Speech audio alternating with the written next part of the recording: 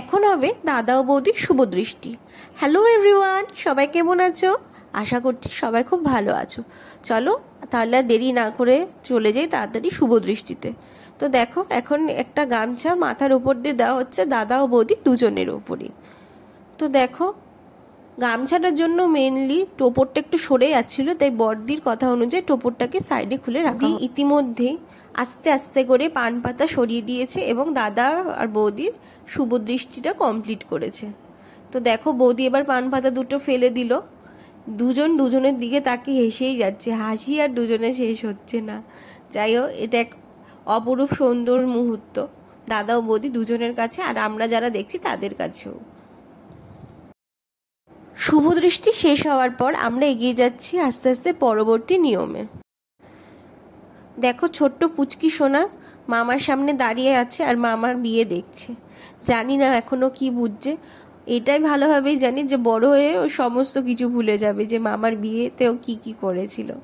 এখানে এত ভিড় ছিল যে আমি ঠিকমতো দাঁড়াতেই পারছিলাম না, আর ভিডিও তুলতেও বেশ অসুবিধা হয়েছে। তো দেখো, এখন হচ্ছে মালা বদল। বৌদি প্রথমেই দাদাকে মালা পরিয়ে দিল এবং দাদা আস্তে আস্তে বৌদিকেও মালাটা পরিয়ে দিল।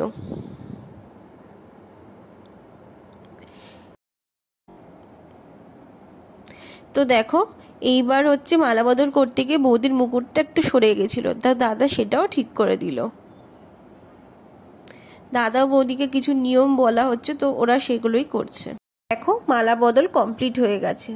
মোট 3বার মালা বদল হয়েছে। তো দেখো, এখন ঠাকুরমশাই দাদার বৌদিকে দেখিয়ে দিচ্ছে যে কিভাবে সিঁদুরদানটা করতে হবে। একটি বাচ্চা ছেলেকে ঠাকুরমশাই বসিয়ে ওর মাধ্যমে ডেমো করে দেখাচ্ছে। দাদার কিছু প্রশ্ন ঠাকুরমশাইকে করে নিচ্ছিল। দাদা এবং বৌদি এবার বসে পড়বে সিঁদুরদানের জন্য। তো দেখো, আশেপাশ থেকে সবাই কিছু না কিছু বলেই যাচ্ছে, আর বড়দি শাড়ি ধরে দাঁড়িয়ে আছে পেছনে। আর দেখো, বৌদির দিদনও বৌদিকে কিছু বলছে, দিদিও কিছু বলছে, আশেপাশ থেকে সবাই কিছু না কিছু বলছে এবং বৌদির দিদি বৌদির মাথা থেকে টিকলিটা সরিয়ে দিয়েছে। এবং দেখো, দাদা বৌদি দুজনেই হাসছে। ঠাকুরমশাই এবং দাদাকে বলে দিচ্ছে দর্পণের কথা। দর্পণে দেখো ঠাকুরমশাই কিছু লাগাচ্ছেন এবং এটা কমপ্লিট হলে তিনি দাদাকে দর্পণটা দিয়ে দেবে। তো আমাদের তো দর্পণ দিয়ে সিঁদুরদান হয়। তোমাদের মধ্যে কার কার দর্পণ দিয়ে সিঁদুরদান হয় আর কার কার অন্য কিছু দিয়ে সিঁদুরদান হয় কমেন্টে জানিও, ঠিক আছে? আমি দেখেছি অনেকেরই গাছ কৌটো দিয়েও হয়, অনেকের আবার আংটি দিয়েও হয়, কিন্তু আমাদের প্রধানত দর্পণ দিয়েই হয়। আশেপাশ থেকে সবাই এমন কথা বলছে যে না হেসে কেউ আর থাকতে পারছে না। আমারই নিজেরই হাসি পাচ্ছিল, এত হাসির কথা বলা হচ্ছে আশপাশ এখন। আর দেখো, ঠাকুরমশাই এখন দাদাকে দর্পণটি হাতে দিয়ে দিল।